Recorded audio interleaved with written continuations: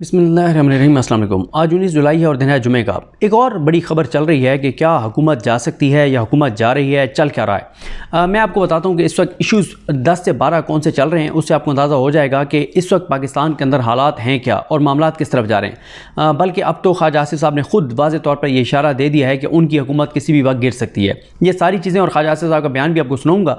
पहले ज़रा बात कर लेते हैं कि इस वक्त पाकिस्तान में हालात और सूरत हाल हैं क्या, उस चीज़ से हट के, यानी मैं करंट आपको 10-12 इश्यूज़ बता रहा हूँ। वो जो पहले से चल रहे हैं इश्यूज़, यानी इकॉनमी संभाली नहीं जा रही, बिजली के बिलों ने लोगों की कमर तोड़ दी है, किसान बर्बाद हो गया है, तनख्वाहदार तबका तबाह हो गया है, अनसर्टेनिटी है, हर दूसरा पाकिस्तानी पाकिस्तान छोड़ के जाना चाहता है, एक मायूसी है, हुकूमत की कोई सिमत नज़र नहीं आती, हुकूमत की क्रेडिबिलिटी नहीं है, इनके ऊपर इनकी कोई साख नहीं है, बाहर से कोई इन्वेस्टमेंट नहीं आ रही, कोई मुल्क यहाँ पे इनके ऊपर एतबार करने को तैयार नहीं है। ये सारी चीज़ें तो वो हैं जो मुस्तकिल चल रही हैं। लेकिन इस वक्त पिछले 2-3 दिन की बात कर लेते हैं या आज की बात कर लेते हैं कि कौन कौन से मामलात हैं, ताकि आपको समझने में आसानी हो। पहले तो जो लास्ट मैंने वीडियो में बताया था कि काजी फैसल साहब को अब कमेटी में भी शिकस्त हो गई है, वो अक्सरियत खो बैठे हैं। मंसूर अली शाह साहब और मुनीब अख्तर साहब ने अक्सरियत के साथ ये फैसला किया है कि नून लीग की जो मखसूस नशिस्तों वाले केस के फैसले पर जो नज़रसानी दरख्वास्त है वो जजेस की छुट्टियों के बाद लगाई जाएगी, सितंबर में लगाई जाएगी, जब तमाम जजेस वापस आ जाएंगे और जब तफसीली फ़ैसला और तफसीली वजूहात आ चुकी होंगी तब ये केस लगाया जाएगा। तो ये बड़ा सेटबैक था काजी फैसल साहब के लिए, और ये सेटबैक काजी फैसल साहब के लिए नहीं था, हुकूमत के लिए था कि काजी फैसल साहब ओपन कोर्ट में अक्सरियत खोने के बाद, फुल कोर्ट में अक्सरियत खोने के बाद कमेटी में भी अक्सरियत खो बैठे हैं। दूसरा, काजी साहब जो है वो अगले हफ्ते भी बेंच में नहीं बैठ रहे। तीसरा, फिच की जो रिपोर्ट आई है जिसमें कहा गया कि 18 माह की हुकूमत है, 18 माह बाद ये हुकूमत चली जाएगी और उसके बाद इलेक्शन नहीं होगा और एक निगरान सेटअप जो है वो होगा टेक्नोक्रेट्स पर मुश्तमिल। उसके बाद कल इलेक्शन कमीशन ने इजलास बुलाया था जुमेरात के दिन सुप्रीम कोर्ट के फैसले पर अमल दरामद के लिए। फैसला नहीं हो सका, क्या करना है, आज फिर वो इजलास है यानी जुमे के दिन। उसके बाद सनम जावेद वाले मामले पे हुकूमत ने बड़ी गीदड़ भपकियाँ धमकियाँ सारा कुछ, लेकिन हुकूमत ने कल जो है वो मियां गुलशन औरंगज़ेब साहब की अदालत में सरेंडर किया और बयान दिया कि सनम जावेद को अब किसी केस में गिरफ़्तार नहीं किया जाएगा। गो कि आज भी सनम जावेद के हवाले से वहाँ पे एक केस है FIA का, जो मलिक मोहम्मद इमरान साहब ने उनको मुकदमे से डिस्चार्ज किया था, उसके ऊपर अपील की गई है जो अफजल मजोका साहब सुन रहे हैं। अच्छा, ये उन चीज़ों से अलग है। उसमें जो वफाक ने बयान दिया था वो बलूचिस्तान वाली FIR थी, इस्लामाबाद वाली FIR थी या इस्लामाबाद के किसी और मुकदमे में। ये मामला टेक्निकली और है, इसमें मैं आपको सिंपल बता देता हूँ। जो मलिक मोहम्मद इमरान साहब ने मुकदमे से डिस्चार्ज किया था सनम जावेद को, तो उस पर रिव्यू में ये उसमें ऊपर अपील में गए सेशन जज के पास, जो कि एडिशनल सेशन जज के पास मामला लगा है कि जो मलिक मोहम्मद इमरान है ये FIA के जज नहीं थे, लिहाजा ये सनम जावेद को मुकदमे से डिस्चार्ज नहीं कर सकते थे। इस टेक्निकल पॉइंट के ऊपर ये गए हुए हैं। उसके बाद आज हैं कि इडाक जजेस वाला आज है मामला, उसमें देखना होगा 2 जजेस भाग गए हैं, 2 रह गए हैं, देखते हैं कि उनके हवाले से क्या होता है। फिर इमरान खान साहब के एक केस इमरान खान साहब का हाई कोर्ट में लग गया है, जो उनकी ATC में गिरफ्तारियाँ डाली गई हैं, वो उनका मामला वहाँ पे लाहौर हाई कोर्ट में टेकअप हो गया है। और जो इस्लामाबाद में अहम तरीन एक बहुत अहम पिटीशन इमरान खान और बुशरा बीबी की जानिब से की गई है, वो मेरा ख्याल है आज आ जाएगी खबर कि वो सोमवार के लिए फ़िक्स हो गई है, या कल आ जाएगी कि सोमवार के लिए फ़िक्स हो गई है। वो बहुत इंपॉर्टेंट है, बहुत इंपॉर्टेंट है, क्योंकि उसमें इमरान खान साहब की आइंदा गिरफ्तारियों को रुकवाने के हवाले से भी एक मामला लिखा गया है। उसके बाद सिकंदर सुल्तान राजा साहब कल chief justice Lahore high court Aliya Neelam साहिबा से मिलकर आए थे, उस पर अभी तक कोई खबर नहीं आई। देखें आज किसी वक्त खबर आ सकती है कि क्या फ़ैसला हुआ है कि 6 जजेस जिनके नाम मलिक शहजाद साहब ने दिए थे वही 6 नाम बरकरार रहेंगे, या कोई नए जजेस जो चाबी वाले खिलौने हैं, जिस तरह से अमीर भट्टी साहब ने चाबी वाले खिलौनों के नाम दिए थे, उस तरह के कोई नाम आलिया नीलम साहिबा दे देती हैं। ये देखना होगा, ये बहुत इंपॉर्टेंट है और ये एक चीज़ ही फैसला कर देगी आलिया नीलम साहिबा के कि वो फ्यूचर में किस तरह से चीज़ों को लेकर चलेंगी। यही बता देगा कि वो आज़ाद जजेस के नाम जो मलिक शहजाद साहब ने दिए थे उनके नाम बतौर ट्रिब्यूनल बरकरार रखती हैं, या वो वापस ले लेती हैं और इलेक्शन कमीशन को पैनल भेजती हैं, या कुछ ले दे करती हैं, 3 जज बचा लेती हैं, 3 कोई और दे देती हैं। ये देखना होगा। उसके बाद आपने देखा कि हुकूमत जो है वो PTI पर पाबंदी के ऐलान से अब पीछे हट रही है। ख्वाजा आसिफ ने तो यहाँ तक कह दिया कि हमने ये प्रीमेच्योर जो है ये अनाउंस कर दिया था। फिर उसके बाद ख्वाजा आसिफ साहब का कल का शाहजेब खानजादा साहब के प्रोग्राम में ये बयान कि अमरीकी पूरा निज़ाम PTI को सपोर्ट कर रहा है, और फिर ख्वाजा आसिफ साहब का ये कहना कि कोई ना कोई आइनी मेल्ट डाउन होने वाला है। ये बहुत इंपॉर्टेंट है।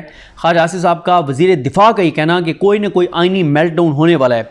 और ख्वाजा आसिफ साहब ने तो फिच की रिपोर्ट को एक तरह से उसकी तौसीक ही कर दी है कि इन्होंने तो 18 माह बताए, 18 माह तो बहुत ज़्यादा हैं, चंद दिन में जो है वो फैसला हो जाएगा। और उन्होंने कहा कि उसके बाद ख्वाजा आसिफ साहब ने आसमित शराजी साहब के प्रोग्राम में ये कहा कि बातें हो रही हैं कि हुकूमत जो है वो सुप्रीम कोर्ट के फैसले पर अमल दरामद नहीं करेगी। तो ये उन्होंने कहा जो बात करने वाले हैं ये क्रेडिबल हैं, यानी एक तरह से उन्होंने तौसीक किया कि बिल्कुल ऐसे ही होगा। और उसके बाद ख्वाजा आसिफ साहब ने काजी फैसल साहब को ये भी चार्जशीट कर दिया है, जब उन्होंने ये कहा कि काजी साहब के जाते ही सुप्रीम कोर्ट से हमें ये इतलात हैं कि वो 8 फरवरी के इलेक्शन में धांधली के केस को टेकअप कर लेंगे और इलेक्शन को कलअदम करार दिया जा सकता है जिस तरह से धांधली की गई है उसके हवाले से। तो ये भी ख्वाजा आसिफ साहब ने कहा है, यानी ख्वाजा आसिफ साहब खुद बता रहे हैं कि काजी साहब जब तक बैठे हैं तब तक ये हुकूमत ओके है, जिस दिन वो जाएंगे उस दिन इस हुकूमत का जो है वो उसके लिए ख़तरात शुरू हो जाएंगे। फिर टीएलपी बैठी हुई है और काजी साहब पे बहुत दबाव बढ़ रहा है कि टीएलपी के पहले धरने पे आपने सो मोटो लिया था, अब टीएलपी बैठी है, आप चीफ जस्टिस पाकिस्तान है, आप कुछ नहीं कर रहे।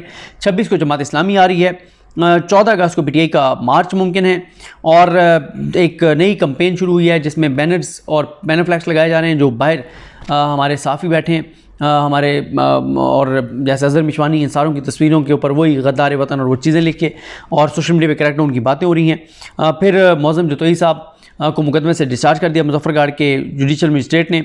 अज़हर मिशवानी साहब के वालिद ने एक ख़त लिखा सुप्रीम कोर्ट ऑफ पाकिस्तान को और इमरान खान से मुलाकात वाला केस जो है वो भी बहुत इंपॉर्टेंट था। ये अब वो चीज़ें हैं और आज भी वो केस है। अब ये वो चीज़ें हैं जिससे आप अंदाज़ा लगाएं कि एक टाइम के ऊपर कितनी चीज़ें चल रही हैं और इनमें से हर चीज़ जो है वो इस हुकूमत को कमज़ोर करने वाली है। अब पहले मैं आपको सुना देता हूँ ख्वाजा आसिफ साहब का बयान, और बल्कि उससे भी पहले मैं आपको थोड़ा सा अपना ओपिनियन दे दूँ। देखें, मेरा ख्याल है कि हुकूमत बनना चाह रही है सियासी शहीद। हुकूमत चाह रही है कि इनको अदलिया निकाल दे और फिर मुझे क्यों निकाला वाली एक वो रोना धोना शुरू करें। मेरा नहीं ख्याल कि इस पर अदलिया इनको निकालेगी। इस बार ये खुद सब कुछ छोड़ के भागेंगे, ये अपने वज़न से खुद गिरेंगे। ये चाहते हैं कि कंटेम्प्ट करें और सुप्रीम कोर्ट हुकूमत को घर भेज दे। हुकूमत को सुप्रीम कोर्ट घर नहीं भेजेगी। हाँ, ये ज़रूर है, जैसे वसीम मलिक ने कहा था कि सुप्रीम कोर्ट के जजेस की छुट्टियां मनसूख करके उनको इस्लामाबाद तलब किया जा सकता है ताकि 8 जजेस बैठकर इस केस को सुन सकें। अगर इलेक्शन कमीशन रिफ्यूज़ कर देता है सुप्रीम कोर्ट के फैसले पर अमल दरामद से, या रिव्यू डाल देता है, या इलेक्शन कमीशन जो है वो जजेस से रजू कर लेता है कि हमें कुछ उसके ऊपर रहनुमाई चाहिए, कुछ भी हो सकता है। तो बाकी ये जो बात है ना कि इमरजेंसी लग रही है, मार्शल लॉ लग रहा है, अब चीज़ें तो बहुत ख़राब हैं, लेकिन इसका मकसद जो है जैसे मतीउल्लाह जान साहब कह रहे हैं और मैं उनसे इत्तफाक करता हूँ कि इसका मकसद जो है वो जजेस को प्रेशराइज़ करना है, जजेस को डराना है कि ख़बरदार कुछ मत करना वरना ये हो जाएगा वो हो जाएगा। होना माना कुछ नहीं है। या ये हुकूमत इम्प्लीमेंट करेगी सुप्रीम कोर्ट के फैसले को, इलेक्शन कमीशन ने करना है, हुकूमत का तो ताल्लुक नहीं है, या इलेक्शन कमिश्नर और इनके ऊपर कंटेम्प्ट लगेगी। और दूसरी बात यह है कि हुकूमत अगर कुछ ऐसा करेगी तो सुप्रीम कोर्ट बड़े तरीके से चीज़ों को लेकर चलेगी। ये खुद अपने वजन से गिरेंगे, सुप्रीम कोर्ट इनको घर नहीं भेजेगी, लेकिन कुछ न कुछ बंदे कंटेम्प्ट में फारिग ज़रूर होंगे। पूरी हुकूमत को सुप्रीम कोर्ट घर नहीं भेजेगी। अब आ जाएँ ख्वाजा आसिफ साहब की, ज़रा मैं गुफ्तगू आपको सुनाना चाहता हूँ। शाहजेब खानज़ादा ने उनसे सवाल क्या किया और उन्होंने जवाब क्या दिया, इससे आपको अंदाज़ा हो जाएगा कि हुकूमत ज़हनी तौर पर तैयार है कि हुकूमत जो है वो गिर सकती है, गिराई जा सकती है, शहबाज शरीफ मुस्ताफ़ी हो सकते हैं। चीज़ें बहुत ज़्यादा ख़राब हैं क्योंकि इनको नज़र आ रहा है कि 100 जूते और 100 प्याज, हालात इनके बहुत ख़राब हैं। ज़रा सुनिए ख्वाजा आसिफ क्या फरमाते हैं। फौज के साथ किया हुआ इतना बुनियादी तौर पर तो उन्हें फौज की नहीं की भी नहीं। वैसे मगर बुनियादी तौर पर तो जैसे जमाल बंदूखेल ने कहा कि ये इसलिए फैसला दिया गया क्योंकि तसलसल है ये उस मामले का जो कि सिंबल से शुरू हुआ और फिर इलेक्शन का मामला था, और जैसे जमाल बंदूखेल के फैसले से जैसे काजी फाइसा साहब ने अग्री किया।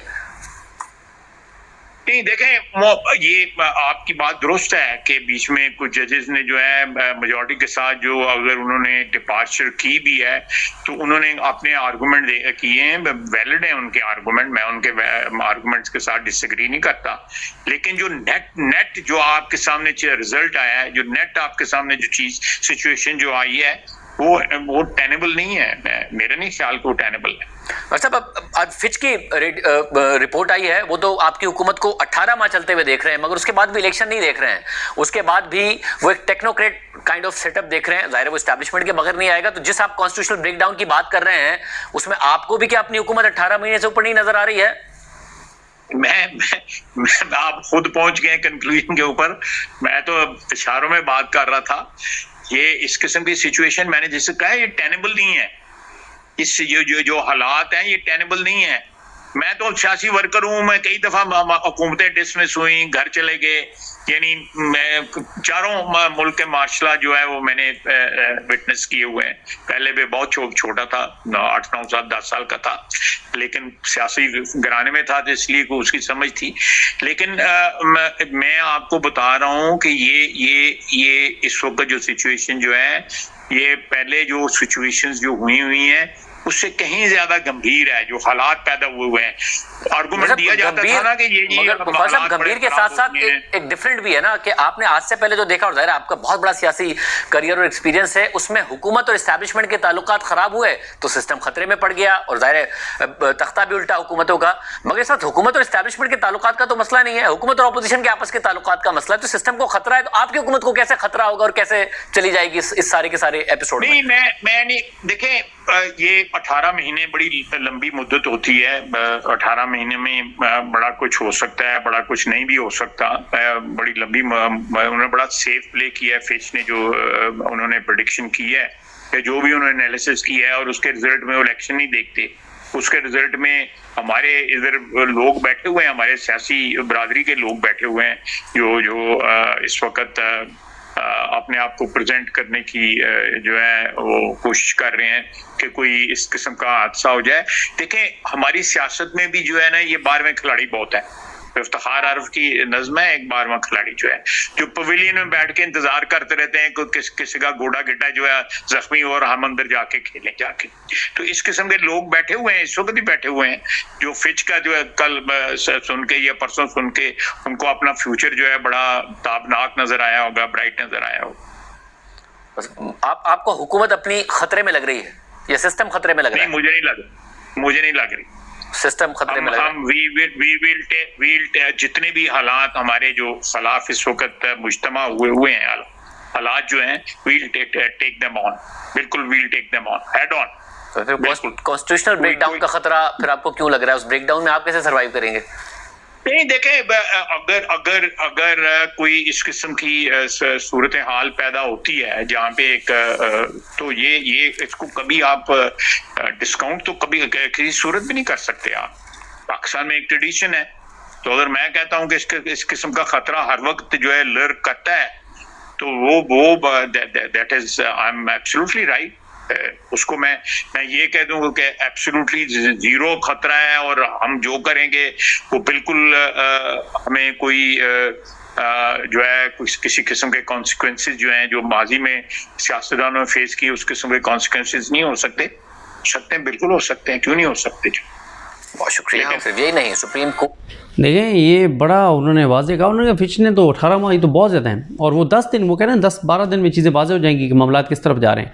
और ये कह रहे हैं कॉन्स्टिट्यूशनल मेल्टडाउन की बात कर रहे हैं। और हामिद खान साहब ने कहा कि इनके बाद उनकी गुफ्तगू थी, उन्होंने कहा कि कॉन्स्टिट्यूशनल ब्रेकडाउन की तरफ जा रहे हैं। तो अब इसका यही हो सकता है, एक तो इसमें देखने का कि ये सिर्फ डरा रहे हैं, खौफ फैला रहे हैं, और खौफ फैला के जुडिशरी को मैसेज दे रहे हैं कि वो कोई ऐसा काम ना करें, जजेस ऐसा फैसला दे दें। एक तो ये हो सकता है, और हालात ख्वाजा से तो ख़ुद कह रहे हैं कि बिल्कुल ये फिच ने जो कहा है उन्होंने तो बड़ा सेफ उन्होंने खेला है, और वो कह रहे हैं चंद दिन में फ़ैसला हो जाएगा। तो इतलात ये हैं कि ये नहीं है इतला कि हुकूमत को जो है वो सुप्रीम कोर्ट घर भेज देगी। ये इतला ज़रूर है, ये ख़बर ज़रूर है शहर इक़्तिदार में कि ख़ुद हुकूमत या हुकूमत छोड़ सकती है, ख़ुद शहबाज शरीफ रिज़ाइन कर सकते हैं, ख़ुद ये सरेंडर कर सकते हैं कि हमसे नहीं हो रहा। क्योंकि बिजली के बिलों की जो हालत है, नून लीग के जो ग्राउंड पे लोग हैं वो ये बता रहे हैं कि बस हो गई है, लोग हमारे घरों तक आ गए हैं।